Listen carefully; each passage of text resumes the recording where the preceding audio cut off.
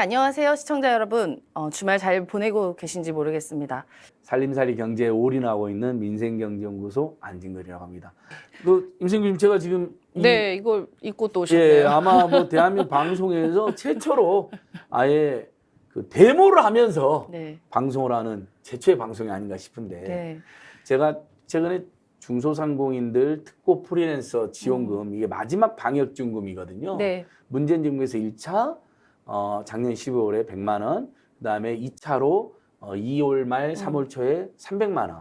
그리고 지금 윤석열 정부가 들어서서 600만 원, 그러니까 소상공인들은 600만 원, 그다음에 소기업에게는 600만 원 플러스 알파 최대 1,000만 원까지.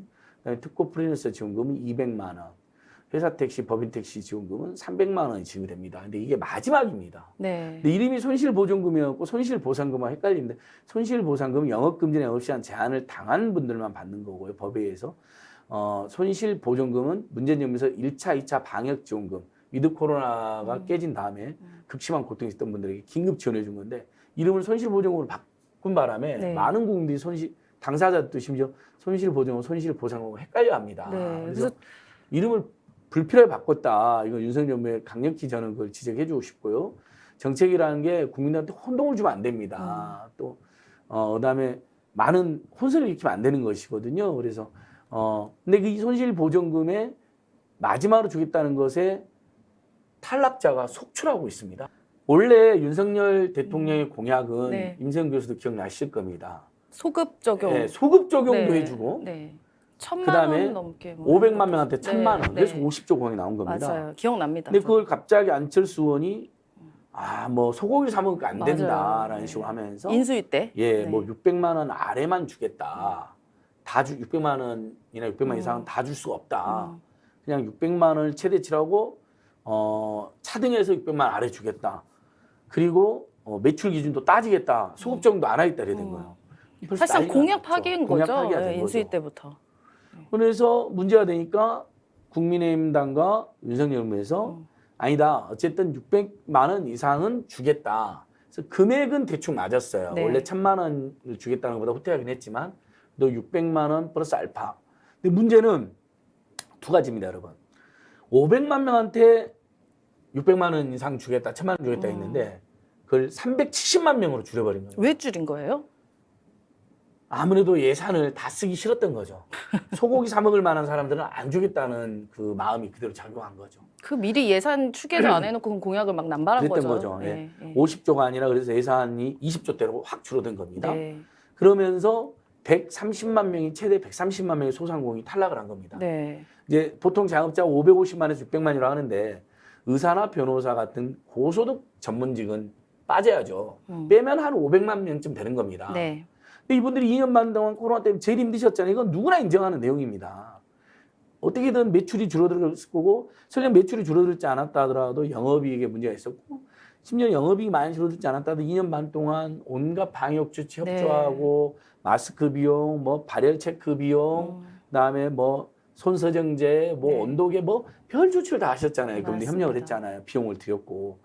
그러니까 그러면 매출 기준을 적용하는 게 문제가 있다는 지적을 받아서 윤석열 정부가 분명히 후보 때 매출이 감소하든 증가했던 그걸 묻지도 않고 따지도 않고 600만 원 플러스 알파를 다 지급하겠다 했었습니다. 이분들 중에는 그렇기 때문에 윤석열 그 후보를 찍으신 분들도 많이 있었을 매우 텐데요. 많죠. 네. 실제 댓글들 보면요. 뒤통수 치신 거죠. 아니 500만 명한테 1,000만 원 준다고 하니까 네. 문재인 정부나 홍남기 경제부총리가 주도했던 네. 자꾸 선별하고 금액도 조금만 주겠다 그러고 뭐 추경도 못 하겠다 그런 거에 실망해가지고 네. 그래도 뭔가 윤석열은 50조, 김종인은 100조까지 하겠거든요. 네. 저쪽이 화끈하게 줄 것 같다, 제대로 줄 것 같다 해서 많이 움직였습니다. 네. 근데 그분들이 지금 무더기로 탈락한 거예요. 최대 130만 명. 네. 최소로 잡아도 100만 명 안팎. 그다음 특고 프리랜서 지원금도 소득이 25%가 줄어들어야 되고요. 네. 그걸 엄격히 증명해야 되고 그다음에 그 비교 기준이 작년 코로나 때끼리 비교하는 게 아니라 2019년에 비해서 2020년, 2021년을 비교하는 게 아니라 올해 3, 4라고 비교를 합니다. 또 올해 3, 4월에는 좀 나아졌잖아요. 네. 그러면 임세은 프리랜서나 안녕 프리랜서가 만약에 소득이 한 10,000원이 늘어났다. 그럼 탈락시켜버리는 겁니다. 아. 그래서 지금 저희들이 추정컨대 소상공인들은 100만 명 안팎, 소상공인 소기업은 특고 프리랜서도 아마 최소 수십만 명이 억울하게 탈락하고 있습니다. 근데 더 억울한 건 이번이 마지막이라는 겁니다. 더 이상 앞으로 지원도 없습니다. 없고요. 예, 네. 코로나가 이제 다 이제 물론 지금 재창고에 있긴 있지만 네. 사실상 위드 코로나로 체제가 전환되지 않았습니까? 그게 금액이 문재인 정부 때 금액보다 훨씬 많기 때문에 더 충격이 큰 겁니다. 그렇죠. 100만 원, 300만 원, 200만 원이라 소상공인 손실보조금만 해도 600만 원이고요. 네. 특고 프리랜서 지금 200만 원이고요. 법인 택시, 회사 택시 지원금이 300만 원입니다. 그럼 그때 이제 50조를 지원하기로 해서 저희가 예산이 그때 바로 지방선거 전에 50조 예. 지원한다고 했었잖아요. 맞습니다. 그러면 그게 계산이 이분들이 잘 안 된 건가요? 그러면? 그렇죠. 50조에는 소상공인들만 대상으로 500만 명의 소상공인들 1,000만 원 준다는 공약입니다. 네, 네. 그렇게 알고 윤석열 정부나 윤석열 후보를 찍은 사람이 많았던 거죠. 네. 실제 지금 130만 명 안팎이 탈락하고 있고 특고 프리랜서 법인 택시, 회사 택시 그다음에 버스 기사님 탈락자들 이렇게 하면 네. 뭐 최소 100만 명에서 200만 명 정도가 지금 탈락하니까 네. 굉장히 이분들이 많이 지금 민원을 제기하고 원성이 자자한데 근데 청와대 청원이 없어져 버렸어요. 네. 그래서 이분들이 지금 대통령 집무실 앞에서 이렇게 이제 손실보조금 지급기준 형평성 문제 심각하다. 부자인데 받는 사람, 네. 가난한 사람인데 떨어진 사람 12월 30일 날 폐업하면 한 푼도 못 받아요. 작년. 올해 1월 1일 폐업했으면 600만 원을 받아요. 그 기준이 도대체 어떻게 적용이 된 그냥 거죠? 관료들이 정한 거예요. 아, 정말. 그러니까 어떻게 1월 2일 날 폐업하면 600만 원을 받는데 너무 힘들어서 12월 30일 날 폐업한 사람은 한 푼도 안 주냐고요. 아, 뭐 너무 요런 거? 억울하죠. 그다음에 뭐 공인중개사 자격증, 그다음에 개인택시 자격증 있었는데 부모님이 돌아가셨어요. 배우자 한 분이 돌아가셨어요. 그걸 하다가 네. 분명히 지급 대상이라고 문자까지 와 있는데 네. 생존 배우자나 자녀들이 갔더니 당사자 사망했을 때 줄 수 없다. 아. 이 전문 자격증은 승계가 안 되기 때문에 줄 수 없다라는 황당한 이분들 민원도 상당히 발생하고 있고요. 뭐 아무튼 뭐 너무나 많은 억울한 사례가 있습니다. 근데 매출이 늘어나면 이론이나 늘어나면 다 탈락시켜 버리는데 그러니까 예를 들면 식당에 가서 최근에 소주값, 맥주값이 좀 올라서 식당에서 예전에 4,000원 했던 맥주가 5,000원 정도 하거든요. 이제 그러면은 파는 양은 같다고 치면 예를 들면 매출이 늘어난 걸로 잡혀게 되거든요. 영업이익은 오히려 줄어들 수도 있어요. 네, 맞아요. 예를 들면 뭐 인건비가 올라간 것도 있고 임대료 네. 그 사이에 올라갔다든지. 네. 그러니까 그걸 전혀 따지지 않는 거예요. 예를 들면 매출 기준 매출이 늘어났지만 영업이 감소를 입증한다든지 아니면 원자재 가격 상승이나 매출 원가의 원가 상승에 의한 상승. 매출 증가를 이런 예의를 두면 되잖아요. 그렇죠. 단안 인정하잖아요. 근데 청와대 청원도 없으니까 오히려 요런도 안 돼요. 그러니까 이분들이 지금 답답하니까 대통령 집무실 앞에 지금 집회를 3번 했고요. 저희랑 같이 국회에서 기자회견도 한 번 했고 1인 시하고 있고 교육청 앞에서 집회하고 있고 그다음에 또 이분들 답답한 게 분명히 방역 조치는 2020년 여름부터 강화됐어요. 네, 8월부터. 네, 맞아요. 실제 강제 방역 조치가 있었어요. 영업금지, 영업 시간 제한. 우리 뭐 인원 제한도 다 당했으니까 맞아요. 알잖아요. 언제부터 문재인 정부, 윤석열 정부는 그 보상을 해줬냐? 2021년 7월 7, 8, 9부터 보상을 해주기 시작했어요. 영업금, 영업 시간 제한. 소급적이 안 됐잖아요. 네. 2020년부터 2021년 1년 동안 영업금지, 영업 시간 제한해서 망한 데가 많아요. 예를 들면 대표적으로 노래방이나 키즈카페 같은 데. 네, 맞아. 키즈 그래서 카페. 망해서 네. 폐업했어요. 네. 그러니까 폐업했다고 한 푼도 못 받죠? 망했는데 소급 적용 안 해줘갖고 한 푼도 못 받는 거예요. 근데 윤석열 후보의 공약에 여러분 소급 적용이 있었습니다. 얼마나 억울하겠어요. 억울하죠. 그러니까 이분들이 길거리 나왔는데 청와대 청원도 안 돼요. 용산 집무실에 무슨 경청 우체통이라는 걸 만들어놨어요. 가서 내야 돼요. 아니 요즘 세상에 가서 민원을 내는 분이 어디 있습니까? 물론 그렇죠. 온라인으로 그런 다 경우도 종종 온라인으로 다 있을 하죠. 수 있지만 네.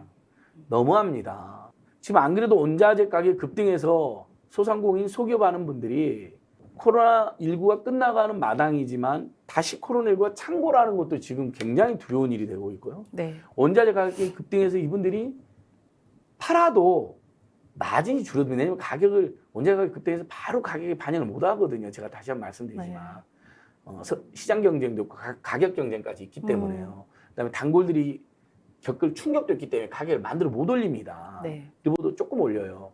그러니까 지금 굉장히 어려운 상황인데 거기다 600만 원, 1000만 원까지 못 받는다. 그래서 이 문제는 저희들이 반드시 해결해 나가도록 계속 우리 살림살이 경제에서 체크하고요. 저희들 뭐 민생경제연구소나 더 분발하고 국회에도 호소드립니다. 윤석열 정부가 이렇게 무관심하고 무심하게 공약을 파기하고 방치한다면 윤석열 정부를 감시 견제하는 국회, 네. 여당이든 야당이든 이 문제는 질투를 확대하자. 억울한 사람들, 애매한 탈락자들 구제하지 않게 해야죠. 네. 모든 사람 구제했으면 좋겠지만 공약대로 그게 어렵다면 그래도 누가 보기도 억울한 사람들, 애매한 탈락자는 구제해야죠. 통신재벌 3사가 통신요금 조금 저렴하게 해주고 인하해주면 얼마나 좋습니까? 이 네. 물가 급등의 네. 시기에 인플레가 일부 완화되겠죠. 그렇죠. 가게마다 통신비 부담 줄어들겠죠. 집집마다 통계청 통계하면 2인 가구 기준으로 16만 원, 17만 원을 통신을 냅니다. 근데 4인 가구는요 3, 40만 원 냅니다. 근데 여기서 만약에 통신비가 1인당 10,000원씩 3, 4만 원에 더 절감되면 시장에 가가지고 마트 가서 물건 살 때 부담이 덜하지 않겠습니까? 네. 단 1원도 인하를 안 해줍니다. 그래놓고 최근에 무슨 5G 중간 요금제를 네. 내놨대요. 맞아요. 5만 원대 요금제하고 7, 8만 원대 요금제하고 10만 원, 11만 원대 요금제밖에 없는데 중간에 선택지 하나 늘어났다는 거. 그래서 마치 요금 인하를 해준 것처럼 홍보를 합니다. 네. 여러분 완전히 이건 국민 기만입니다. 그건 요금 인하가 아니죠. 요금제가 하나 더 생긴 거죠. 네. 요 문제 정말 심각한 겁니다. 그러면 정부에서 방통위에서 과기정통부가 그걸 반려해버려야 됩니다. 네. 그 요금제 신설하는 건 좋지만 5만 원대 이하의 저렴한 요금제를 내놔라. 2만 원, 3만 원 사금대 요금제를 내놓고 데이터 제공료를 풍성하게 해라. 그래야지 국민들이 예를 들면 지금 만약에 5G 쓰신 분 중에 5만 원이나 8만 원대 요금을 쓰신 분들이 옮겨가면 되잖아요. 네. 3만 원대나 4만 원대로. 그러면 통신비 절감효과가 뭐 10,000원, 2만 원이 발생하지 않겠습니까?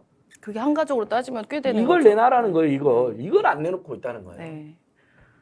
중간 요금제라고 이제 내놔서 이제 문매만 막고 있는 거죠. 네. 지금. 네. 사실상 그래서 들여다 보면은 요금이나 효과가 별로 없는데.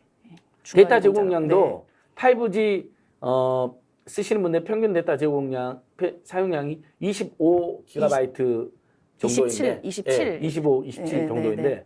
뭐 한 그 정도 주고 네. 그러니까 평균 야만 쓰라는 거죠. 맞아요. 6만 원 내고. 근데 요금도 작잖아요, 여러분. 6만 원이거든요. 6만 원이 작은 요금입니까? 작은 요금 아니죠. 지금 제가 쓰고 있는 LTE 요금자 4만 원인데 그보다 2만 원을 더 내면서 잘 터지지도 않는 5G가 오지게 안 터져서 오지가 안 터져서 오지게 많은 민원이 발생했다는 네. 이야기였는데 그러면서 6만 원 받겠다는 거 얼마나 이 비양심적이며 불량한 처사입니다. 국민들의 고통을 생각한다면요. 해마다 영업이익이 4조 안팎, 최근에는 4조를 돌파하고 이제 5조까지 향해 가고 있는데 그러면 최소한 LTE 요금제 10,000원씩 인하한다든지 5,000원씩 인하한다든지 기존 요금제에서 아니 무제한 요금제 기간을 내려준다 그러면 무제한 요금제를 쓰던 분들이 요금 인하가 된다든지 이렇게 되는 거거든요. 네. 그다음에 5G 요금제 지금 어떻게 된 게 통신 요금에 2만 원대, 4만 원대 요금이 아예 없어요. 선택을 할 수가 없어요. 선택할 수 예, 없어요. 예, 예. 그걸 내놔야 통신요금 인하 효과 발생할 네. 거 아닙니까? 그래서 저희가 계속 이 부분을 강력하게 촉구하고 있습니다. 그래서 얼마 전에는 통신 공공성단체 시민단체들이 대통령 집무실 앞에 가서 네. 말도 말도 안 되는 요금 인하도 아닌데 요금 인하인 것처럼 사기치. 최근에 물가 대책으로 윤석열 정부에서 이걸 발표를 한 거예요. 중간 요금제를. 아무리 무대책이고 속수무책이라지만 그걸 대책이라고 발표하면 안 되죠. 무슨 2만 원대, 3만 원대 요금제가 나왔다. 데이터 제공량이 풍성하다면 물가 인하 대책이 되죠. 네, 주말 잘 보내시고요. 저희는 또 3회 방송에서 뵙도록 하겠습니다. 고맙습니다. 고맙습니다.